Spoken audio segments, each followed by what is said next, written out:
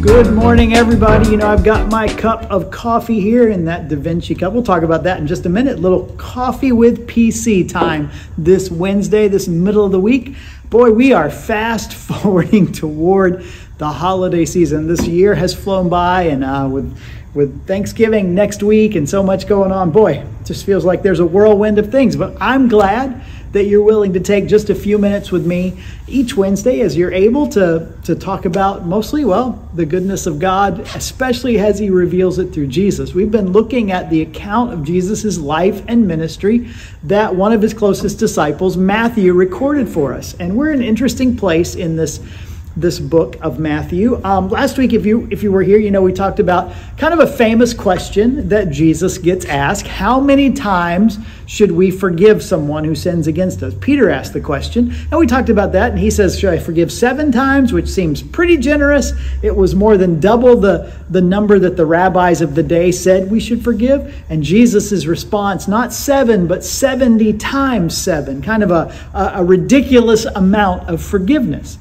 So that's where we left off last week. But then what happens next in Matthew's account of the life of Jesus is Jesus tells a story, tells a parable to illustrate why we should be so forgiving. So what follows is really helpful for us to understand kind of the meaning and the motivation behind that seemingly impossible command to forgive and forgive and forgive till you absolutely lose track. That's how I take it, a very loose translation of 70 times 7, that forgiveness should be generous. We shouldn't keep track. We should just forgive so much it's natural. And so Jesus, to illustrate that and to give us maybe the why behind it, tells a story. It tells a parable. It's often called the parable of the unmerciful servant. Here it is in brief. There's a king who has some servants, one of them who owes him money, and he owes him a lot of money. The way Jesus tells it in his currency, and it would maybe not make sense to us, but for us, let's say it's tens of millions of dollars, just a ridiculous amount of money, an impossible amount of money for this servant to pay back. Well, the king asks for his money back, and the servant can't pay it back. He won't be able to pay it back. And the king is going to do what was left to him to do, throw him in jail, in debtor's prison. But the man begs the king, please don't throw me in jail. And what happens is the king has compassion on him. These are my words. I'm not reading the story, but you can read it in Matthew 18, beginning in verse 21 to the end of the chapter. Matthew 18, the king says, all right, I'm going to forgive completely your multi-million dollars of debt, tens of millions of dollars of debt. You're forgiven. You're able to go free. What an incredible gift that was to this servant. Well, Jesus goes on in the story and says this servant who'd just been forgiven this astronomical debt runs into someone who owes him some money, but this debt, he uses the currency of their time, would be he owed him like $5. Like he borrowed $5 or whatever to get a burger at McDonald's, because that's what they did in the first century nonetheless. But he borrowed it. He hadn't paid it back. He sees the man who owes him $5. He asks for his money back. The man says, I don't have your money. This man goes to choke him and calls the jailer and has him thrown in prison. Well, word gets back to the king that the man he forgave millions of dollars had somebody thrown in jail over a couple of dollars, and the king is furious.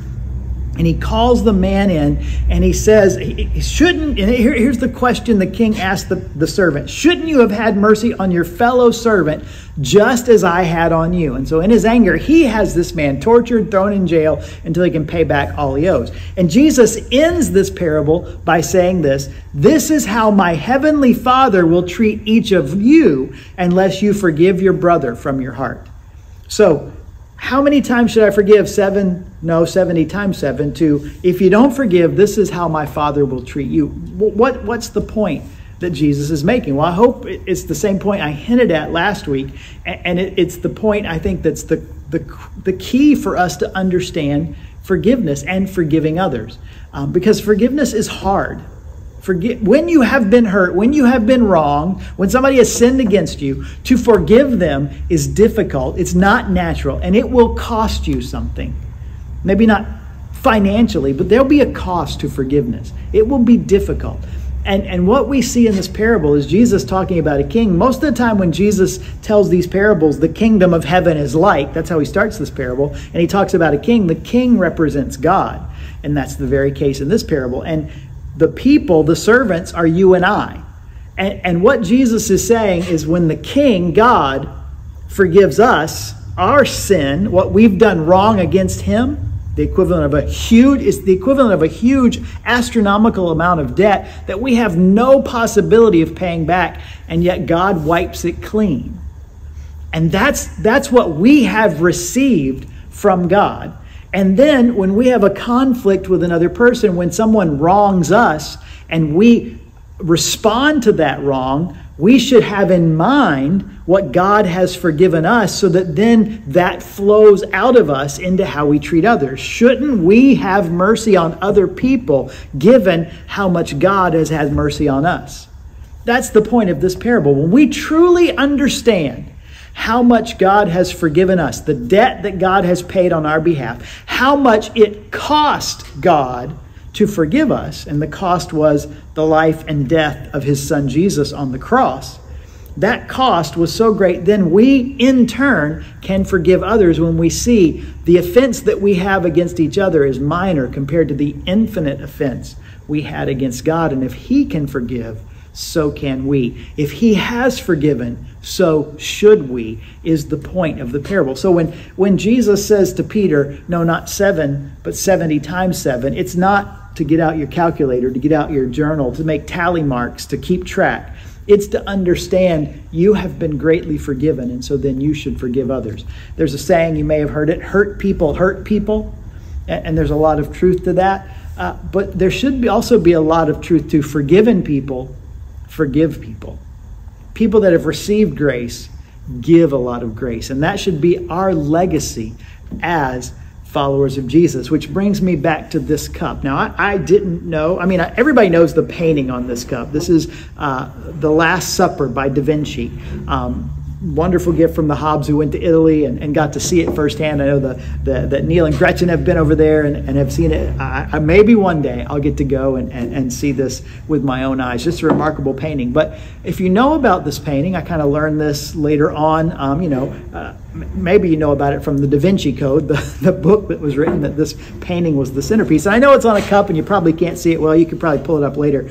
But this painting, it's actually a whole size wall. Maybe painting isn't the right word. I don't know what the right artistic word. But this masterpiece of Da Vinci depicts, it says, the moment where Jesus tells his disciples that one of them will betray him.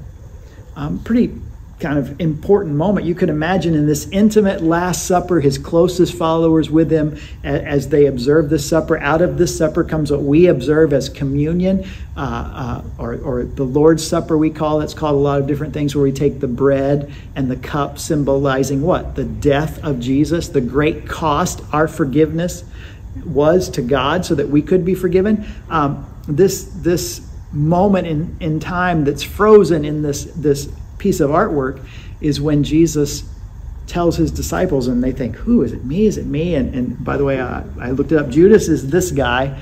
You can read about it, I'm sure. You can Google as well as anybody and see kind of his reaction with the money bag. It's thought in his hands as he pulls away from Jesus.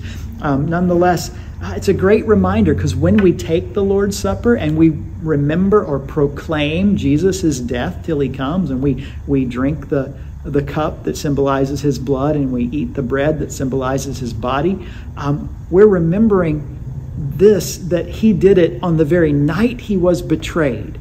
So when Jesus tells us to forgive, we can think about how much we have been forgiven and how he demonstrated that. Even as he hung on the cross, knowing that one of his closest followers has betrayed him, he says, Father, forgive them, for they know not what they do. Jesus not only provides forgiveness for us by his death and resurrection, but he exemplifies what it means to forgive others by his own conduct. And so he tells this remarkable story to people who have been forgiven, to say, hey, remember how much you've been forgiven in your interactions with others, because people who have been forgiven so much should also have mercy and forgive others. It's a great lesson. It's a great parable. It's a great reminder to me not to carry that grudge or whatever we do in response to wrong that's done to us, to be more like the example Jesus sets. But more than that, to have always before our mind, and I think this is really the point of the parable and the key for all of us. When we understand at the level we have received forgiveness, it makes it a little bit easier than to give it to others. We as the people of God should be marked by the character of his son Jesus. And here is one way that we do that, when we extend mercy and grace to others as it has been extended to us. Now, I know next week is a holiday week, and certainly you got to at times give a lot of mercy and grace to your family. Sometimes those are the difficult holiday gatherings, but I hope it's not the case for you. I hope it's a great Thanksgiving week. I know schools are out and maybe some people traveling, so I hope whatever you have planned for the next week will be great. I think I'll be on here next Wednesday. We'll touch base right before that big holiday next Thursday, but that's about enough for today. Oh, except to say, hey, if you want to celebrate Thanksgiving a little early tonight, Wednesday night at our church community dinner. It starts at 4:45. It's our yearly Thanksgiving dinner with turkey and the fixing. So, free dinner, free Thanksgiving dinner. You're invited to join us as we celebrate that tonight. But hey, whatever your plans are for tonight or for next week or for the holiday, I hope you'll take to heart the great forgiveness and grace God has given us, and then be people who extend it to others, following his example. Thanks for spending these few minutes with me. I'm going to finish, what is a couple sips of coffee and get back to my day. I'll let you get back to yours. Take care. God bless you, and hope to talk again soon.